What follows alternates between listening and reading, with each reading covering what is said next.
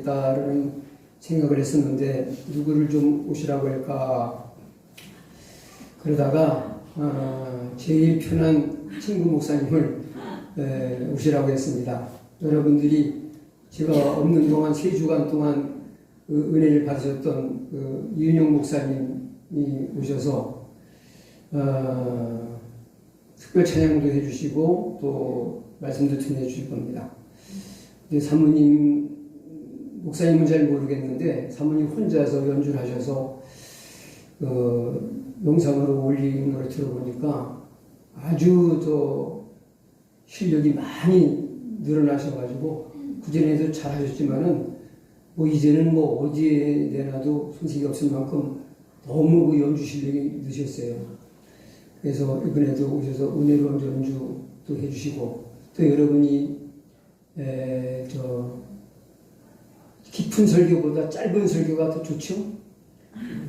이번에 또 아주 짧은 설교로다가 아주 맛깔나게 또 은혜를 받으시니까 이런 때는 제가 새신자가 오면은 제가 참 반갑고 좋긴 한데 이거 저분이 길게 하면은 참 힘들어서 참 은혜의 시간이 아니라 고통의 시간 보내다가 하면 안 되는데 그래서 제가 이제 새신자들과 또 긴 설교가 너무 힘든 분들을 위해서 제가 참 설교를 줄이려고 지금 많이 노력을 하고 있어요. 그래서 반투막을 내서 설교를 하는데 이제 4분의 1투막을 내가지고 해야 될지 어떻게 해야 될지 잘 모르겠어요. 그런데 저도 짧은 설교가 좋긴 하더라고요.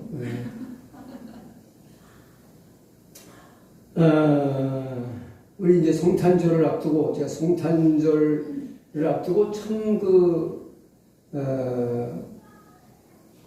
은혜를 미리 받은 것 같아요. 성탄의 은혜를.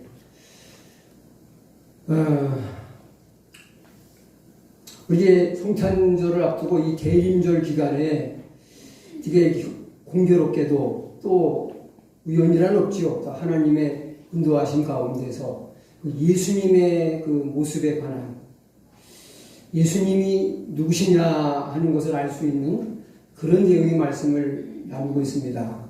근데 이게 좀 딱딱하죠? 제가 지난 주일 설교를 끝내고도 이거 정말 내가 듣기도 너무 딱딱하다. 성도들이 참 힘들었겠다. 그 생각이 들었어요. 그게 딱딱하기만 한 건 아니고 참 깊은 은혜가 있더라고요. 그래서 저는 주일날 설교를 할 때보다 다시 되새김질할 때 더 깊은 뜻을 발견하고 은혜를 받은 것 같아요. 근데 나뿐만이 아니라 함께 했던 분들도 그런 고백을 해요. 근데 우리가 좀 깨달음이 부족해서 못 깨달아 그렇지, 이제 참 단단한 음식이 영양가는 있어요. 그렇죠? 견과류가 다 단단하거든요. 근데 견과류를 드시면 참 좋은 겁니다. 물렁한 음식이 먹기는 쉬워도 여러분 제일 먹기 쉬운 게 죽이에요. 여러분 죽 드시겠어요? 밥 드시겠어요? 네? 죽만 먹고 못 살아요. 너무 이게 영양가가 부족해가지고. 그러니까 이렇게 쉽게 이해되는 거는 죽도 필요하죠. 배탈 난 사람, 환자에게는 필요해요. 이제 여러분 죽만 드시겠어요? 단단한 것도 드셔야 돼요. 히브리서 보면 그런 많이 나와요. 어린아이에게는 이렇게 젖을 먹이고 어른은 단단한 음식을 먹는다고 했어요. 오늘도 단단한 음식을 드리려고 하니까 제가 좀 부담이 돼가지고 먼저 이제 변명을 하는 거예요. 단단하셔도 잘 씹어서 드시라고. 근데 성탄절 그러면은 사실 우리가 하나님께 갈 수는 없잖아요. 찾아가서 도와달라고, 찾아가서 보내달라고 하면 좋겠는데 우리는 그럴 능력이 없어요. 그래서 예수님이 찾아오셔서 임마누엘의 은혜로 이제 함께 하시고 이제 우리의 구원을 이루어 주시고 또 우리가 기도해서 응답받을 수 있는 이제 그 특권을 부여하시고 천국 열쇠를 주시고 이런 은혜를 주신 거잖아요. 찾아가는 은혜. 예? 찾아가는 은혜. 여러분들도 집에 가만히 있는데 내가 찾아가서 예배를 드려주시면 좋겠죠? 네. 추운데 그냥 집에 가만히 앉아서 이제 내가 찾아가가지고서 그러면 그냥 가만히 앉아서 예배 드리면 좋잖아요. 네. 근데 귀한 손님이 찾아오시면 기쁘죠. 예수님이 찾아오신 성탄절. 우리가 갈 수 없으니까. 가서 하나님을 만나야 사는데 만날 수 없으니까. 갈 수 없으니까 예수님이 참 죽음을 무릅쓰고 죽음을 각오하시고 찾아오신 그 날이 성탄절이잖아요. 그렇죠?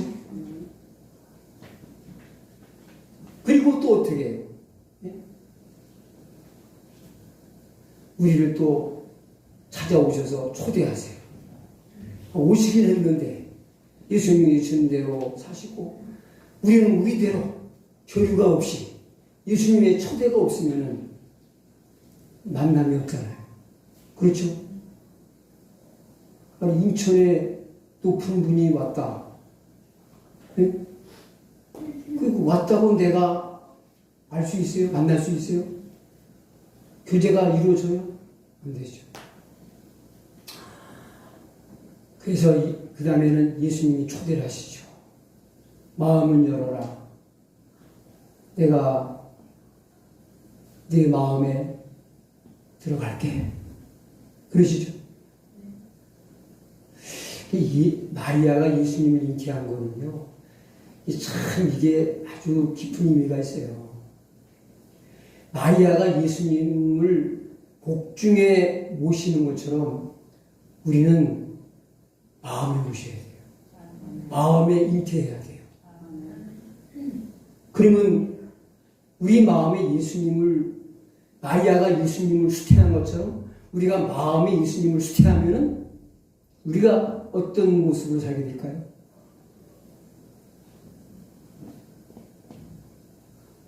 겉은 실수 많고 허물 많은 이경제고 죄 많은 인생인데 저 사람이 예수님 믿는다고 하더니 예수님이 계시다면 저 사람처럼 살 거야. 그렇게 산다 이거요. 그렇게 된다 이거죠. 자, 그래서 제가 성탄절을 앞두고 아주 은혜로운 간증을 하나 들었어요.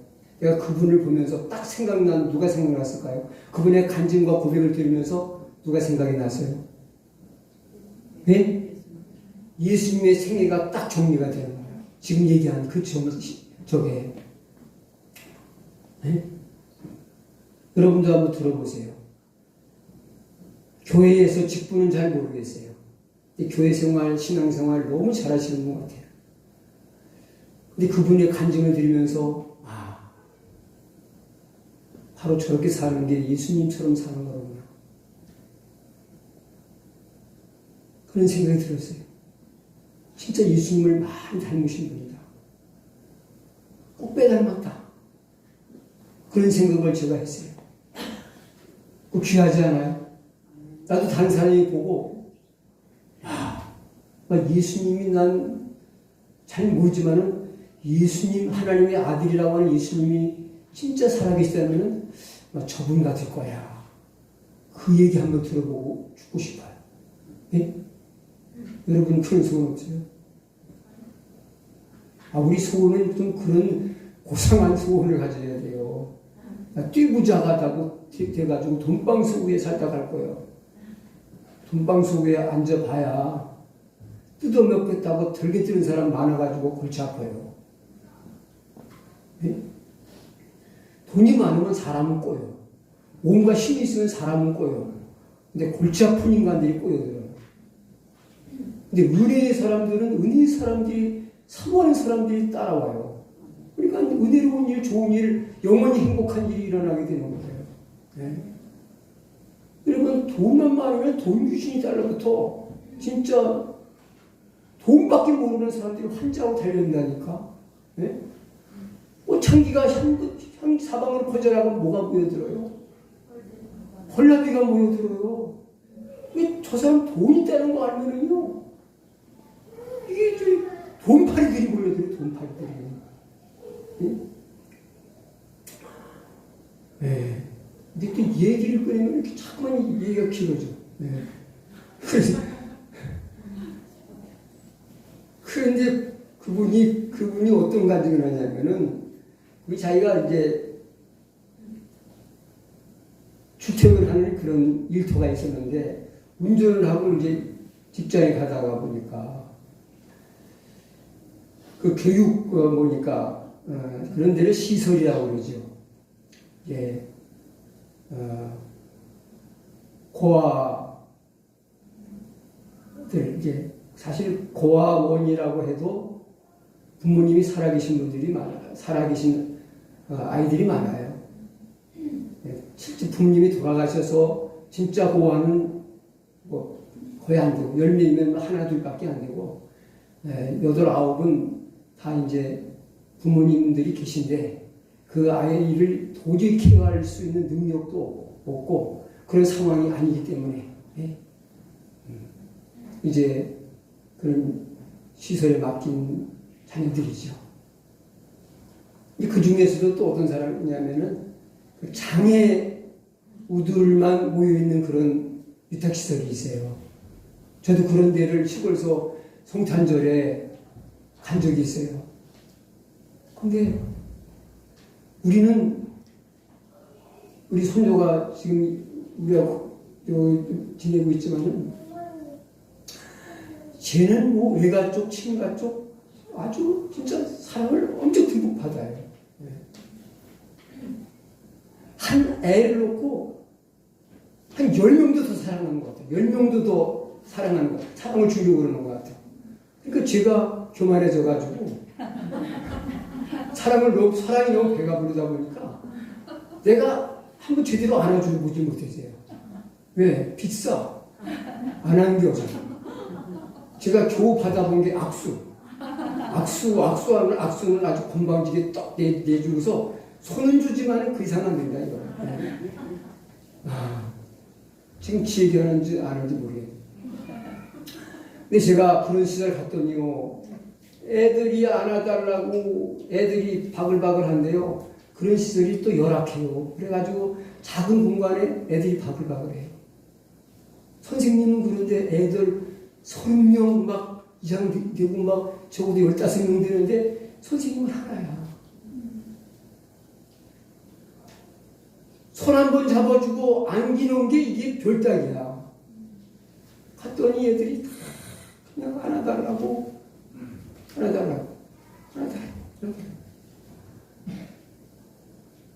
근데 어린이에서부터 막 청년까지 다 했어요. 청년도 그래요, 청년도. 어릴 때부터 사랑이 받기 때문에 청년도 한다 다. 진짜 눈물 겹더라고요, 진짜. 이렇게 사랑이 배고프구나, 애들. 그 시설을 항상 지나다가 보니까 걔들이 이제 이렇게 그 담장 가까이 와서 이렇게 밖에 좀 바깥 공기를 쓸 때가 있다는 거예요. 근데 밖에는 절대 못 나가게 해요. 왜냐하면은 이런 지적 장애인들은 나이는 뭐 15, 17, 20살이라도 지능은 5살 이하이기 때문에 바깥 내보내면 애들 밖에 나이배는 것 같아가지고 사고 나니까 밖에 절대로 못 나가는 거예요. 근데 얘들이 담장 안에서 밖으로 지나가는 차를 보면서 그 눈빛을 보니까 그 마음이 익혀지는 거예요. 그러니까 사랑이 있으면 다른 사람 마음이 익혀져요. 말도 잘 못하는 애들이 마음이 익혀지는 거예요. 나 밖에 나가고 싶어요. 사람 좀 만나고 싶어요. 나 사랑 받고 싶어요. 그런 소리가 들리는 거예요. 근데 걔들을 끌어내올 수는 없잖아요, 자기가. 무슨 권한이 걔들 끌어내가. 거기 시설 책임자가 허락해도 또 허락해도 걔들은 따라다니지 않으면 사고 치니까 나가지 못하는 거예요. 그게 감옥, 여러분 여러분 건강한 사람 그렇게 가둬놔 보세요. 미치죠. 그러니까는 걔들 마음을 읽은 거예요. 나가보고 싶어요. 사람 좀 만나고 싶어요. 사람 받고 싶어요. 그게 마음에 들어요. 그 집에 돌아가면 계속 걔들이 이제 그걸 자주 보니까 계속 마음에 울림이 있어가지고 그 견디다 못해가지고 쟤들을 밖으로 끌어내올 수 없다면은 내가 저기 들어가자. 내가 저기 들어가서 교사가 돼가지고 쟤들 사랑을 주자. 그래가지고 20대에 대학 갓 졸업하고 나서 아주 그 청년 20대에 거기 들어간 거예요. 거기 들어가서 걔들하고 먹고 자고 지내고 그 사람들은 뭐 휴식도 없고 뭐 집도 없어요. 거기서 애들하고 같이 지내는 거예요. 그냥. 먹고 자고 걔들하고 친구를 지내는 거예요. 그렇게 해서 몇 년을 지내다가 그 아이들하고 지내다가 거기서 이제 우리처럼 제가 시골에 있을 적에 교회 식구들이 다 먹을 거 싸가지고 준비해가지고 그런 데를 방문했어요. 이런 때 우리 예수님의 마음으로 그런 데 찾아가서 걔들을 좀 안아주고 오자 해가지고 간 적이 있어요. 근데 이제 그 교회에서 방문했나 봐요. 근데 그 청년 중에 하나가 이제 거기 방문했다가 그 선생님을 보고 바른 거야. 그래가지고 이제 짝을 만나서 결혼을 해서 이제 가정을 이루게 되고 예, 나오게 됐는데 아주 가난하게 집도 없이 그렇게 신혼생활을 갖는 시작을 했는데 어떻게 하다가 아주 조그만 아파트를 하나 사겠다고 해요. 뭐 창문도 일그러지고 뭐 도배도 새로 해야 되면서 뭐 도배할 돈도 없어가지고 직접 도배도 하고 해가지고 하는데 저절로 찬송이 나오더라는 거예요. 주 안에 있는 뭡니까 내 영혼이 은총이고 뭐 그러면서 찬양을 불러가면서 막 도배를 하고 있는데 너무 행복하더라는 거예요. 자기 집이 생겼다는 게 너무 행복해가지고. 근데 이 좋은 공간을 누구하고 좀 누려야 될까? 그러다가 이제 그 고아원 원생들하고 이렇게 연결이 돼가지고 걔들의 사정을 알게 된 거예요. 그 지체 장애자들, 지적 장애인들이 이제 그 보호받고 있는 위탁시설에서 걔들의 명절을 어떻게 보내는지를 알았어요. 우리 세상 밖에서는 명절이 즐겁지만은 제일 쓸쓸하고 고독하고 슬픈 날이 그 고아원에 있는 원생들이라는 거예요. 가족이 없어요. 그러니까 남들은 명절 기분에 즐거워하지만 걔들은 너무 쓸쓸한 시간을 보낸다는 걸 알았어요. 그래서 이제 그 고아원하고 연결이 돼가지고 이제 그 매 명절 때마다 추석 설 때마다 고아들을 자기 집으로 초청을 해서 그들과 가족이 돼가지고 명절상을 차려서 음식을 나누고 또 뭐 영화도 보러 가고 하면서 이제 엄마 아빠 역할을 그렇게 하면서 걔들을 섬겼다는 거죠. 그러니까 뭐예요? 앞에서는 찾아가서 사랑을 베풀었죠.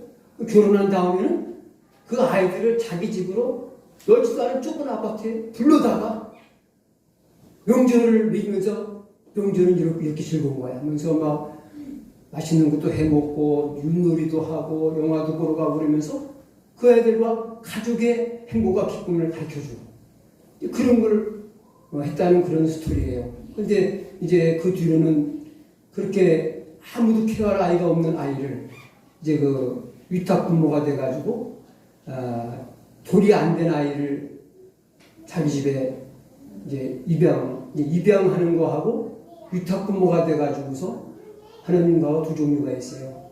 근데 이제 그 위탁 부모님이 돼가지고 돌이 안 된 아이를 키워서 지금 이제 초등학교 고학년쯤 된 것 같아요. 그런 스토리로 다 간증을 했는데 1시간이 넘는 간증인데 제가 참 눈물겹게 그 간증을 들었어요. 그래서 그분을 보면서 야 예수님의 생애하고 조금 똑같네 그런 생각이 들었어요. 네? 네. 그렇다. 참 귀한 분이다. 나도 저분처럼 예수님을 많은 사람들에게 보여주면서 살면서 참 좋겠다 하는 그런 간절한 소원이 생겼습니다. 이거 형탄절 설교로다가 괜찮죠? 예, 성탄절 설교는 이제 다음 성탄절에는 귀한 목사님 모셔서 하니까 난 성탄절 설교 이제 이걸로 미리 했지만은 성탄절 2부는 또 제가 설교를 합니다. 성탄절 2부 토요일 밤에 또 예배를 드리셔야죠. 예. 또 우리 주일 학생들이 열심히 또 몸을 흔들면서 열심히 준비하고 있어요. 그러니까 또 어떻게 또 재능을 부리는지. 예. 또 우리 예지가 또 율동을 제가 볼 때는 잘해요. 예.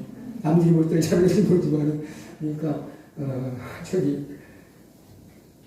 많이 와서, 또 하나님께 감사하며, 우리 성탄 축하 예배, 전야 예배를 드렸으면 좋겠습니다.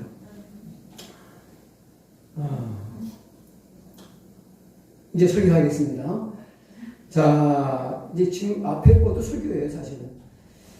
자, 예수님께서 사람들에게 물으셨죠. 사람이 아니라 제자들이 물었습니다. 사람들이 인자를 누구라 하느냐. 뭐 일리야라고 합니다. 선지자 중에 하나라고 합니다. 뭐 예레미야라고 합니다. 그러니까 또 물으시죠. 그 다음에 두 번째 질문이 뭐예요? 너희들은 나를 누구라고 하느냐.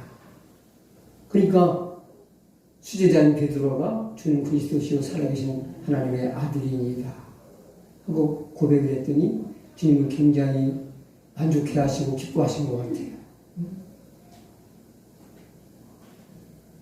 하요나 시모나 내가 거기 있다. 이 일을 알게 하시는 이는 이제 내가 아니요 하나님이시라고 하면서 이제 그에게 축복의 선언을 해주시죠.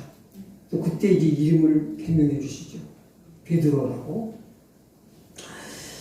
자, 이걸 보면은 예수님은 사람들이 예수님을 누구로 알고 있는지, 예수님을 아는 것에 대해서 굉장히 관심이 있으신 것 같죠.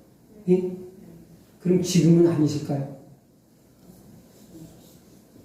여러분이 예수님을 누구로 알고 믿느냐에 따라서 구원을 받느냐 못 받느냐가 결정이 돼요. 그거를 확인시켜주는 말씀이 어디 나오냐면 요한복음 17장 3절에 영생은 그 유일하신 참 하나님과 그가 보내신 자 예수 그리스도를 아는 것입니다. 영생이라는 뭐냐? 구원이라는 뭐냐? 유일하신 하나님과 그가 보내신 자가 누구예요? 여기 뒤에 나오지만은 예수 그리스도시죠. 그가 보내신 자, 하나님이 보내신 분, 예수 그리스도를 아는 것이다. 예수님을 똑바로 알아야 똑바른 믿음이 생기고 올바르고 온전한 믿음이 있어야 구원받는 거 아니에요. 맞아요, 틀려요. 그러니까 오늘 메시지가 좀 딱딱할지 몰라도 굉장히 중요한 얘기예요. 자, 이제 다섯 가지 예수님 모습 전했어요. 예수님의 몸에 입으신 옷, 그 다음에 가슴, 그 다음에 머리와 털의 색깔, 시기, 그 다음에 이제 예수님의 눈, 그 다음에 예수님의 발. 이제 오늘은 여섯 번째 예수님의 음성, 15절 읽으시겠습니다. 그의 발은 흙물에 발견한 빛난 주석 같고 그의 음성은 많은 물소리와 같으며. 예, 예수님의 음성이 뭐와 같다 그래요? 많은 물소리와 같다. 그렇게 말씀하고 있습니다. 자, 여러분, 많은 물 하면은 많은 물이 같다 그러니까 저는 딱 생각이 나는 게 있었어요. 뭘까요? 네? 폭포죠. 폭포 중에서 제일 큰 폭포가 뭐예요? 큰 폭포가 참 많죠. 근데 제일 유명한 폭포가 사실 제일 큰 폭포는 나이아가라 폭포가 아니에요. 이과수 폭포 또 알렉산드리아 폭포인가 뭐 그런 게 또 아프리카에 또 있어요. 근데 그게 길이는 더 커요. 근데 이제 계곡에 있어서 그런지 어쨌든 나이아가라 폭포가 또 물은 나이아가라 폭포가 깨끗해요. 다른 이가수 폭포나 알렉스 무슨 그 폭포는 물이 지분해요. 그래서 그런지 어떤 사람들이 많이 알고 있는 거는 나이아가라 폭포인데, 저는 그 나이아가라 폭포하고 비교도 안 되는 작은 폭포를 몇 군데 봤어요, 이번에. 저 지난 6월 달에 가서 한 3곳 봤습니다, 3곳. 하나만 올렸지만 그걸 하도 멀리 가고 또 의미있게 간 곳이라서 올렸는데, 근데 실제 가서 보면은요, 우리나라 폭포는, 그냥 지붕에서 낙수물 떨어지는 거라면, 저 미국의 폭포는 이게 스케일이 달라요. 아주 진짜 실제 보면은 너무너무 웅장하고 장엄하고 참 이렇게 큰 게 있단 말이야 싶을 정도예요. 작은 폭포도 입이 딱 부러지게 이게 커요. 실제 가보면 사진으로 찍은 거는 그냥 그저 우리나라 폭포랑 비슷한 것 같은데 엄청 큽니다. 사진 가보면. 네? 그 폭포가 생각이 났어요. 한 해에 관광객이 1,400만이 찾는다고 하는 지금 말씀드린 나이아가라 폭포는 미국 폭포와 캐나다 폭포로 이렇게 나눠진다고 해요. 근데 캐나다 쪽에 있는 폭포가 더 거대하고 또 넓고 더 멋있다고 그래요. 미국 쪽에 있는 폭포보다.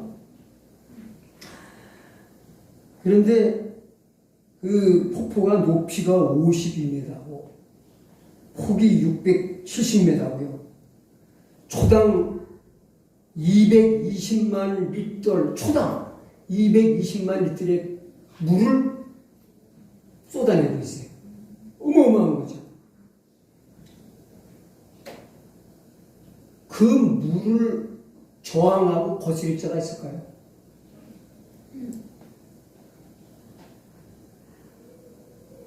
그 엄청난 물이 떨어지는 것을 거스리고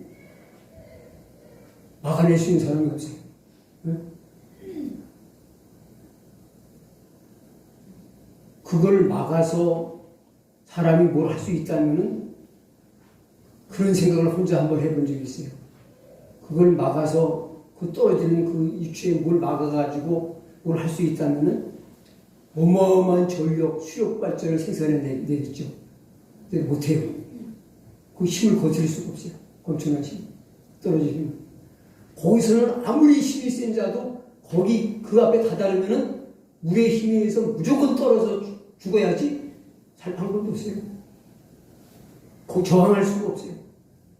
여러분, 우리가 하나님 말씀을 어떻게 보면 만만히 모르지만요, 사실은 하나님께서 하시겠다고 작정하고 선포하신 일은 그걸 아무도 거스를 자가 없어요.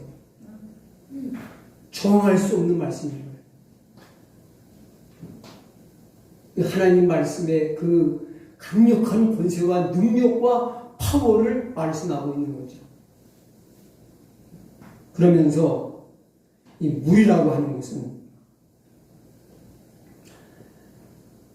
때로는 해도 끼치고 또 없어서는 안 되는 거예요.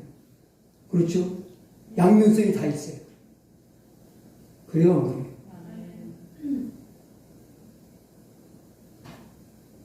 수해로다가 돌아가신 분도 있고 피해를 입은 분도 있어요. 그저 여름 홍수 때 비가 많이 온 지역에 그걸 뉴스를 보내주는데요. 막 그 엄청난 홍수의 난리를 겪는 지역 보면은요, 이게 싹 쓸어가 버려요.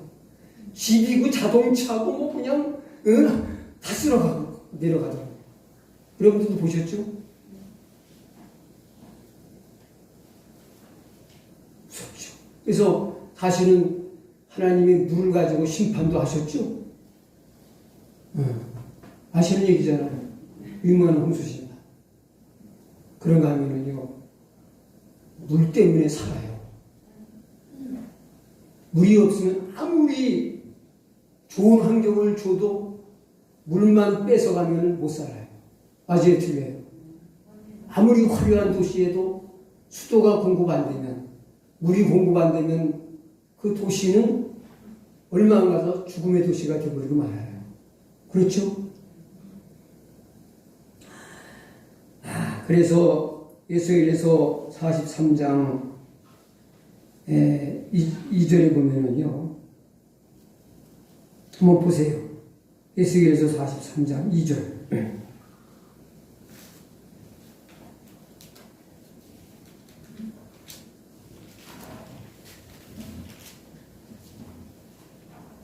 이스라엘 하나님의 영광이 동쪽에서부터 오는데 하나님의 음성이 많은 물소리 같고 땅 그 영광으로 말미암아 비나니. 예, 거기 보면 이스라엘 하나님의 영광이 동쪽에서부터 오는데 그 음성이 뭐 같다고 여기 얘기해요? 많은 물소리와 같다고 얘기해요. 예. 근데 이제 이거는 시간이 없어가지고 읽을 수는 없지만은 47장에 가서 뭐 성경 보는데 뭐 시간 따질 것 없이 보시겠습니다. 요한 에스겔서 찾으셨으니까 47장 6절부터 한번 보십시오.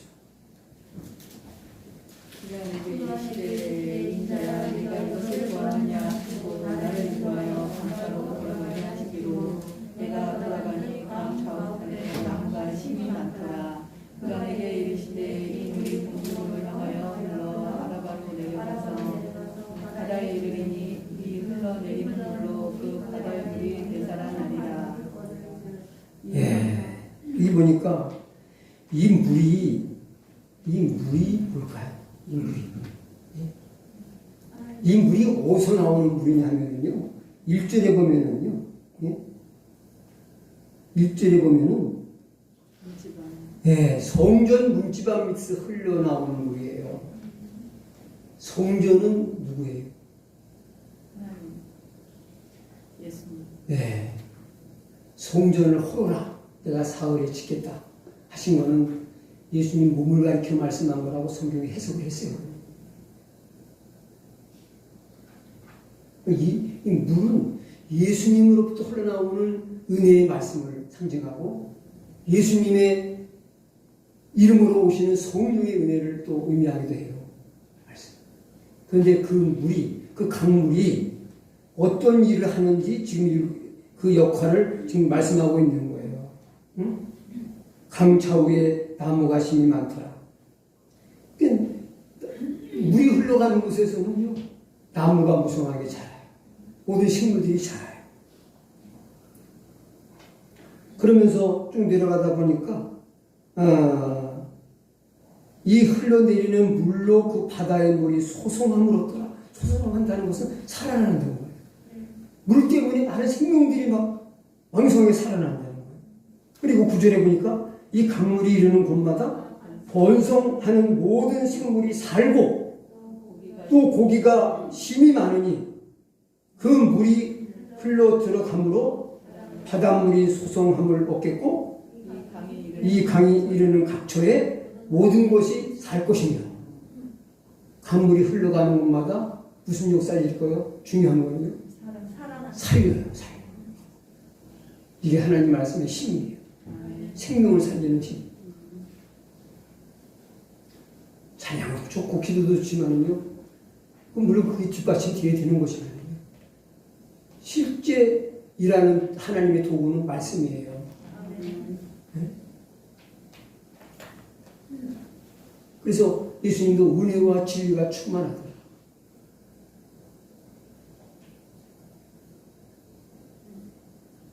말씀과 기도로 거룩하여집니다. 이 중요한 하나님의 역사에 생명을 살리고 회복시키고 하는 일에 이 말씀이 빠지지 않는다는 걸 여러분 잘 아셔야 돼요. 네?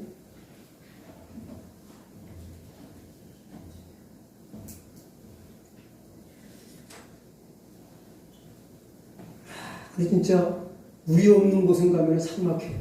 생명이 없어요. 살아있는 생명을 찾아보기 힘들어요. 그러나 물이 풍성한 곳에 가면은요, 진짜 생명력이 넘쳐나요.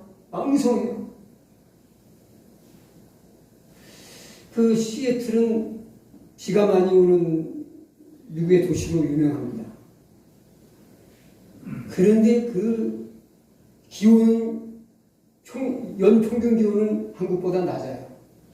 겨울 기온은 또 그렇게 춥지는 않아요. 그런데 연평균 기온은 한국보다 낮지만은 비가 많이 오니까요. 와, 세상에 공원마다 가면은 지금 나무가 이렇게 클 수 있는 거야, 이거. 지금 몇 메다나 되는 거예요. 꽃이 안 보여요. 아니, 나무가 이렇게까지도 클 수 있는 거야? 싶을 정도로다가 진짜 어마어마합니다. 예? 나무가 쓰러져 있는 거를 베어놨어요. 사람 다니는 길을 막은 거야. 그래서 이렇게 딱딱 잘랐어요.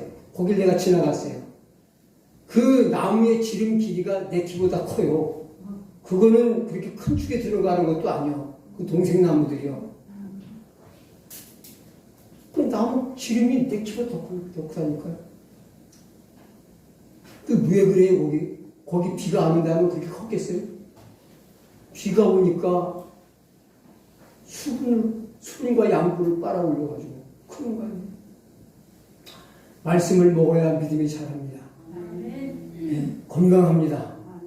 식사를 잘 하시는 분은 거의 제가 의사는 아니지만은 거의 8, 90%는 건강하다고 봐도 문제가 없어요. 몸이 건강하지 않으면 입맛이 없고 밥이 안 땡겨요. 그걸 소화해서 어떻게 흡수할 능력이 없어요. 그러나 소화해서 흡수할 능력이 있는 사람은 음식이 맛있죠. 땡기죠. 네. 그래서 우리 권사님은 연세가 많으시지만은 그냥 음식을 맛있게 드시고 행복함을 느끼고 행복하다고 느끼시고 그래가지고 참 복되신 분이고 건강하다고 저는 생각해요. 네. 제가 한 말만 믿지 마시고 또 가끔씩 병원에 가서 건강한가 하고 또 진단도 한번 받아보셔야 돼요. 네. 자, 그걸 보여주는 거다. 예수님의 음성이 울 것 같다는 것을. 자, 그 다음에 이제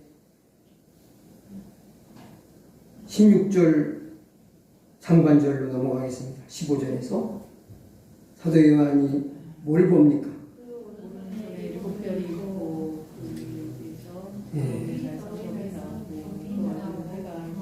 예, 구리꼴까지만 보셔야 돼요. 다 읽어보면은 나중에 읽을 게 없어요. 예수님의 손이 나와요, 손. 특히 오른손을 클로즈 업해서 여기 이제 봤는데, 보여주셨는데, 손에 뭐가 있으세요? 네. 돈이 한 자루 있으세요? 예? 명예가 한 자루 있으세요? 예. 그러나 물질의 축복만을 원하는 사람은 돈이 한 보따리 있어가지고 그걸 건네주시면 좋았었겠는데 별을 쥐고 계세요. 7별을 쥐고 계시다. 근데 7별이 도대체 뭐예요, 이게? 7교회의 사자. 예. 7교회의 사자다. 그러면 7교회는 교회의 사자를 키웠나요? 네? 사자를 키우는 교회였어요? 사자가 누구예요? 교회 사자가.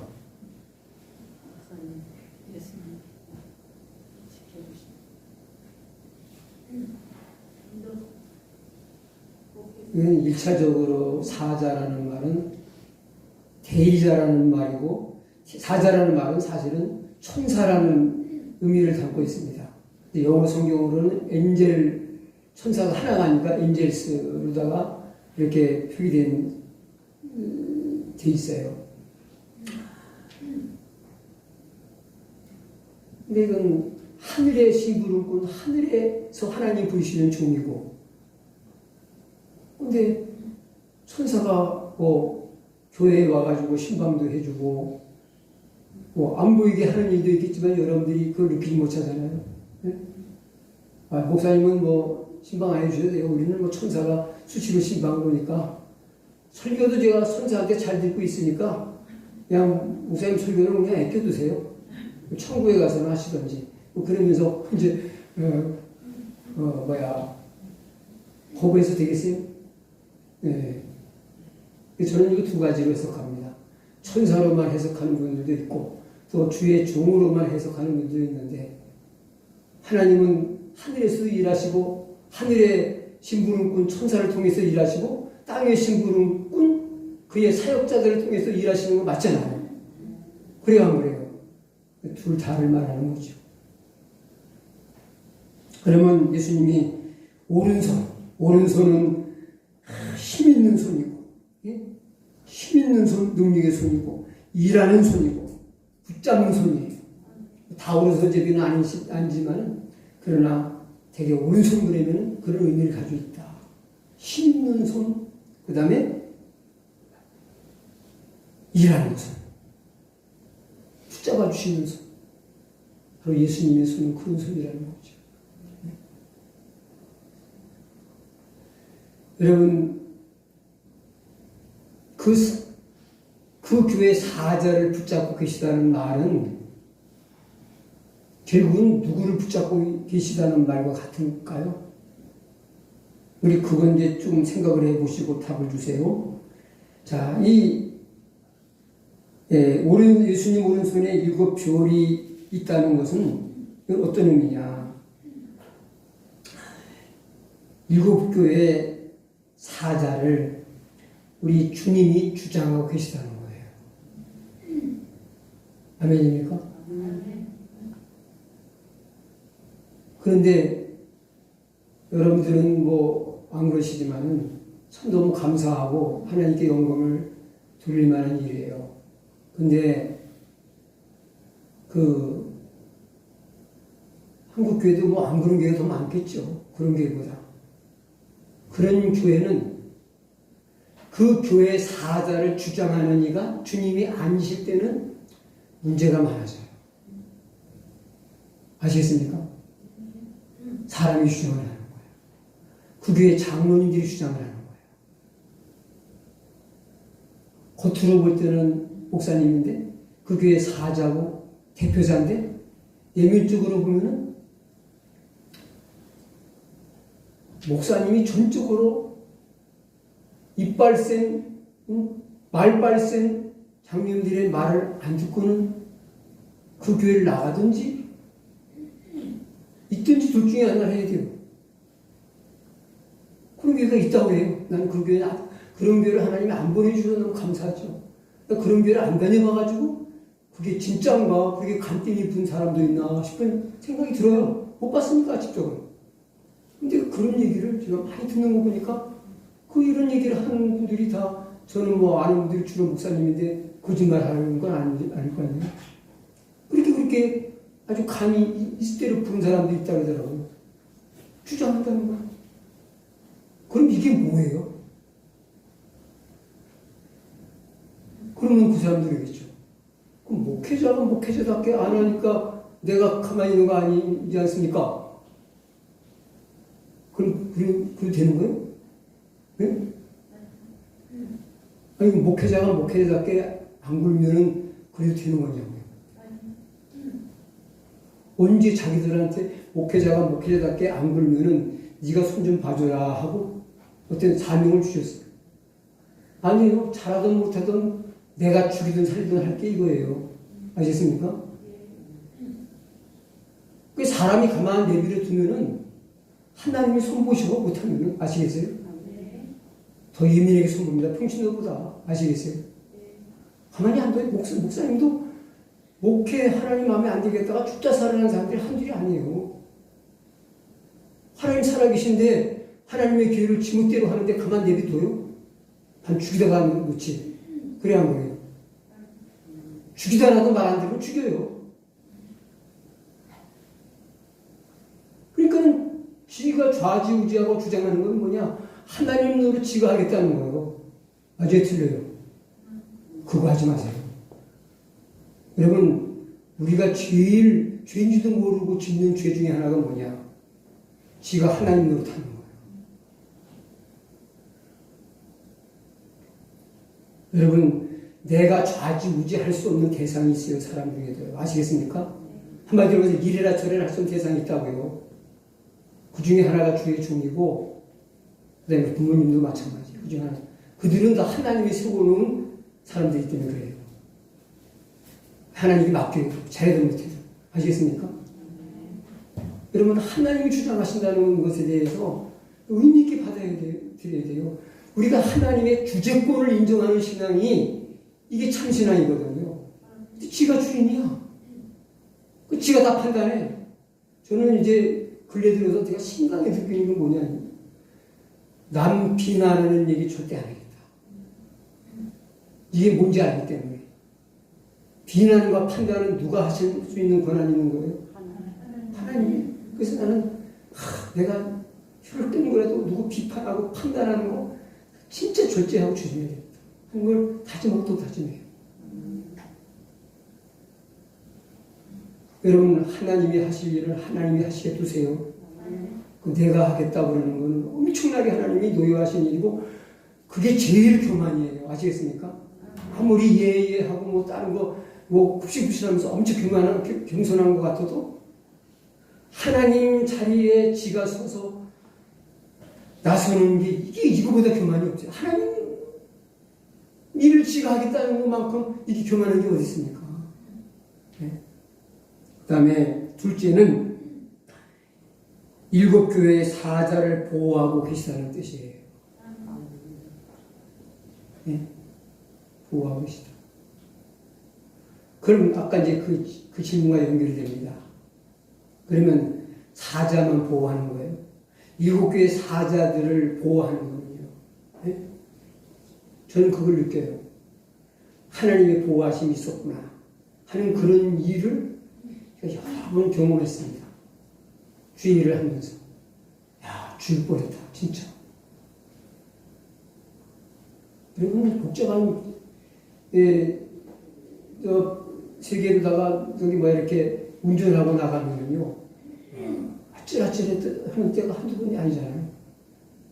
저는 운전을 잘 못해서 그런지, 차 하면은 차고 사람도 다 날아갈 그런 상황을 당할 때가 있죠. 그런 운전할 때라든지 어떤 여러 상황 속에서, 야, 정말 하나님이 지켜주신 거 맞다. 그런 부정할 수 없는 그런 상황을 참 부인할 수가 없어요. 그건 뭐냐? 하나님이 주의 종을 지키시고 붙드시고 보호하시는 것은 그 교회를 지키고 보호하시기 위하여. 목회자가 덜컹 죽어봐요. 덜컹 병자에 두고 봐요. 그러면 그 교회에 충격이 와요, 안 와요? 혼란이 와요, 안 와요? 오지요. 목회자가 잘하든 못하든 자기 자리를 지킨다는 거, 사명자가 자기 자리를 지킨다는 게 얼마나 중요한지 몰라요. 여러분, 우리는 시대의 파수꾼입니다.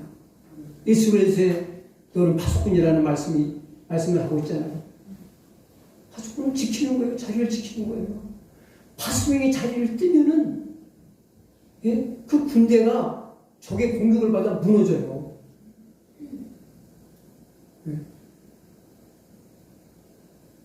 그러니까 뭐냐, 주의 종을 지키고 보호한다는 얘기는 하나님이 교회를 지키고 보호하신다는 말이고, 그 교회 성도들을 지키고 보호하신다는 말이기도 한 거예요. 아주 틀려요. 네. 다음에 이제 넘어가겠습니다. 또 그 입에서는 뭐가 나와요? 좌우의 날선 검. 네. 예수님이 그냥 마술사도 아니시고 막 입에서 막 곰이 막 나와요. 난 불이 나오는 그런 불쇼는 좀 본 적이 있는데, 그 뭐예요? 입에서 칼이 막 곰이 나오는 그런 뭐랄까요? 응? 그런 묘기는 난 못 본 것 같아요. 못 봤어요.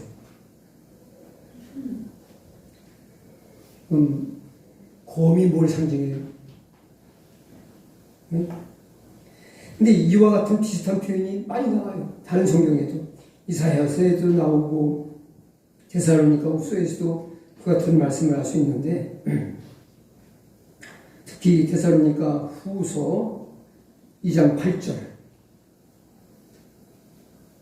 우리 그 말씀을 일단 찾아두시고 이 말씀이 뭘 의미하는지부터 생각을 해보시고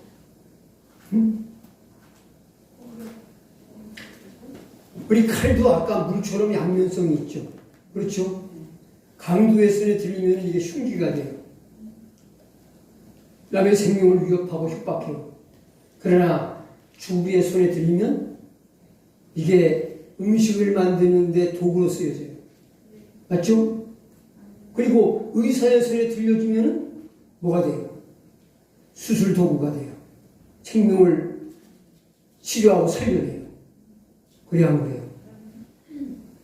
그래서 이걸 해석해 주는 말씀이 히브리서 12절이잖아요. 하나님의 말씀은 좌우에 날선 곰과 같다 했잖아요. 양면성 있는 거예요. 좌우로 다 날서 있는 거예요. 그렇죠? 뭐냐? 우편에 서 있는 의인들에게는 구원과 생명을 주고, 영적으로 병들고 잘못되어 있으면 수술에 고쳐주고, 악인을 심판하는 칼인 거예요. 양면성이 있죠. 양면에 날 있어요. 좌우에 날선 그런 특별한 검입니다. 데살로니가 후서 이제 2장 8절을 읽으세요. 그때 불법한 자가 나타나리니 주 예수께서 그 입의 기운으로 그를 죽이시고 강림하여 나타나심으로 피하시리라. 예, 여기도 뭐예요? 그 입의 기운. 이게 뭐냐? 그 입에서 나오는 검을 말하는 거예요. 말씀의 기운, 말씀의 권능으로 악인들을 죽이신다는 거예요. 심판하신다는 거예요.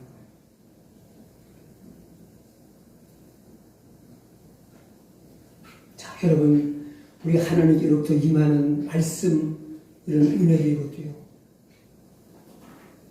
이런, 여러분은 하나님 말씀이, 모든 말씀이 은혜가 되고 축복이 되고 생명력을 불어넣는 그런 하나님의 능력이 되길 바랍니다.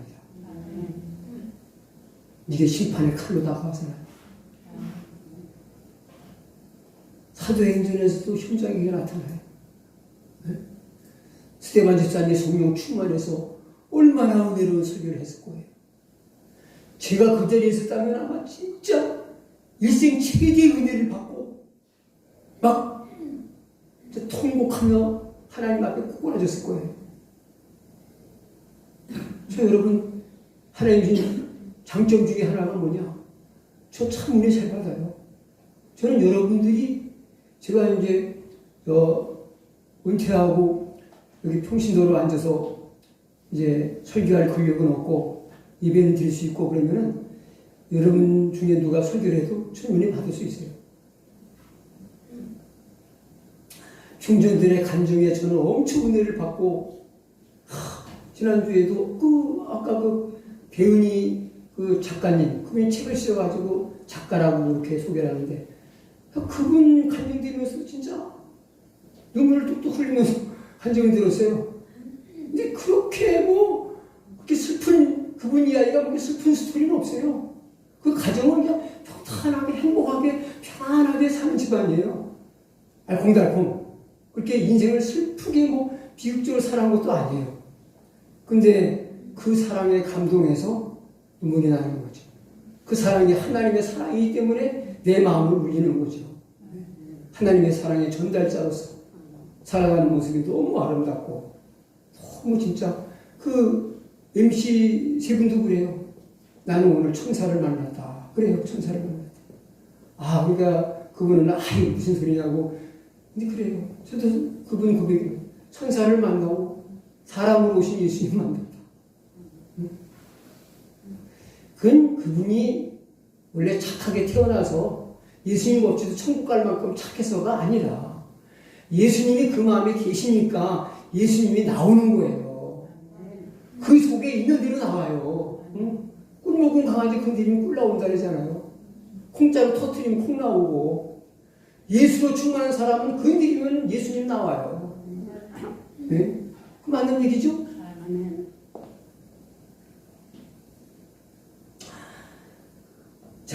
이제 마지막으로, 자꾸 얘기가 길어지면 안 되니까 끊어야 돼요.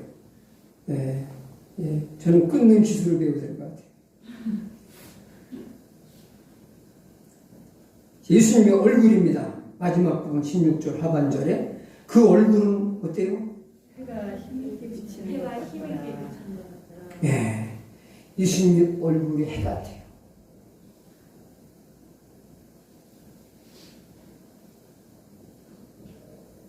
빛나고 높은 보좌와 그 위에 앉으신 주 예수 얼굴 영광이 해같이 빛나네.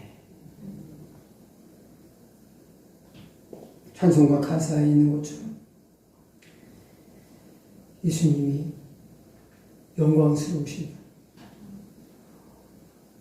빛의 능력으로 어둠을 몰아내시는 분. 여러분, 우리 마음이 어둡고 침침하고 그렇습니까? 빛과 멀어져서 그래요. 빛 대신 예수님이 오시면 우리 마음이 어두울 수가 없어요. 우리는 내 마음이 어둡고 그랬더니 환경이 나는 불행해서 그래. 나는 환경이 안 좋아서 그래. 우리는 그렇게 생각을 해봤어요. 저도 그랬고. 그건 아니에요. 영적으로 접근해 들어가야 돼요. 빛이 멀어져서 어두운 거야. 아무리 고통 가운데 있어도 빛 대신 예수님이 계시면 그 사람 박습니다. 초대교회 성도들이 환경이 좋고 여건이 좋고 배부르고 등 짜서서 그렇게 기쁘게 밝게 살았습니까? 네? 아니잖아요. 순교장에 죽으러 나가면서도 환하게 웃으며 가잖아요. 저는 예수님 참 믿고 돌아가신 분으로 기억에 남는 두 어머님을 존경하고 사랑합니다. 우리 낳으신 어머니, 또 우리 집사람의 어머니, 장모님 어머니. 근데 참 그분은 돌아가신, 두 분이 다 돌아가신 모습을 제가 생생히 봤는데 돌아가신 것 같지 않아요. 그럼 믿음 없는 사람, 자녀들 중에도 그 모습 보면서 감탄을 해요. 천국 가시면 맞고.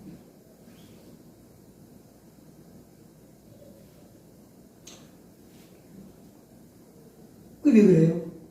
빛 대신 예수님 모시고 돌아가면은 죽으면서도 환하게 죽는 거예요. 다른 거 없어요.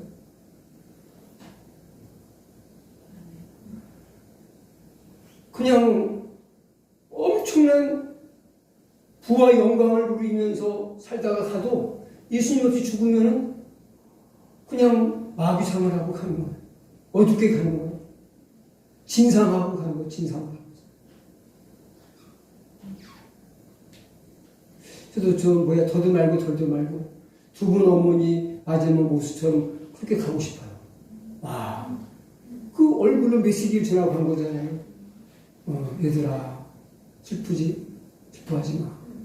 천국 가는 거 보이지? 그리고 얘기하고 가신 것 같아요. 네?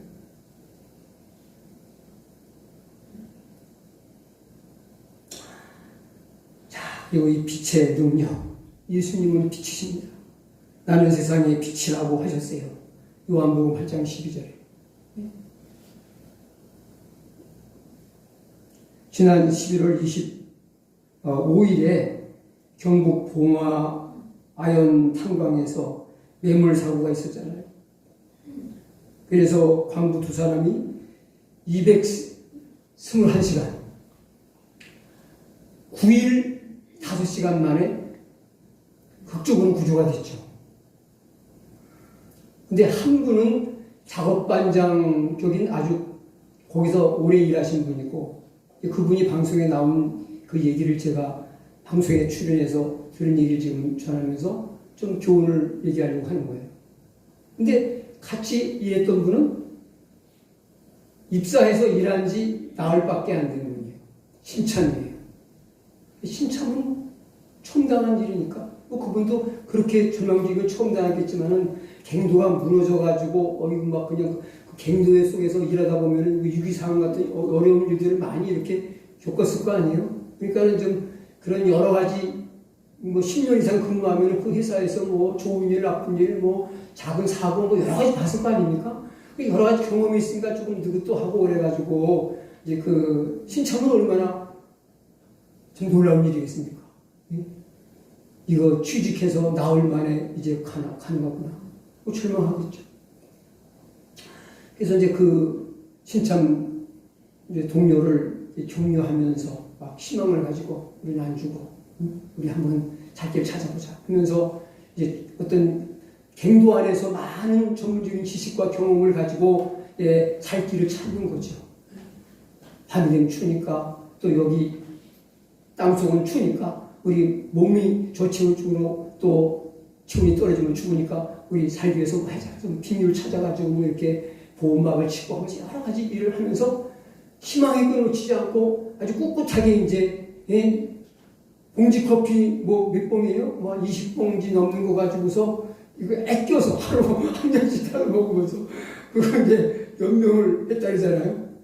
그래서 그 봉지 커피 한 잔이 참 복기가 되더라는 얘기를 해요. 근데 이제 이제 죽구나. 그분마저도 그러니까 신참 동료를 격려하면서 절대 희망을 잃지 말아라. 네? 가족 만날 수 있다. 살아날 수 있다. 하면서 격려를 했는데 자기도 무너지는 날이 있었다는 거예요. 끝났구나. 이제 죽는구나. 하는 포기, 절망감이 확 밀려오는 순간이 있었는데 그거는 구조되기 한두 시간 전쯤 되나 봐요. 직전에 무슨 일이 있었는가 하면은 깊은 갱교에서 일하는 분들은 헬멧 쓰잖아요. 이 땅을 발전에 위에서 막 돌덩이가 떨어지고 막 흙 떨어지고 그러니까 머리를 보호하기 위해서 헬멧 쓰잖아요. 근데 헬멧 앞에는 뭐가 있습니까? 랜턴이 있죠. 네, 랜턴이 있습니다. 근데 그 랜턴을 충전해가지고 계속 써서 그동안 이제 그 9일 이상을 이렇게 버텼나 봐요. 애껴 쓰면서 버텼는데 이제 이게 방전이 돼가지고서 깜빡하면서 꺼져가더라는 거예요. 큰일 났네. 유일하게 깜깜한 갱도 안에서 뭐가 어딨는지 찾아낼 수 있는 게 그 유일한 빛이었는데 그거마저 방전이 돼가지고서 이제 깜빡 꺼져가다가 깜빡하고 꺼지는 거예요. 깜깜해서 아무것도 안 보이는 거예요.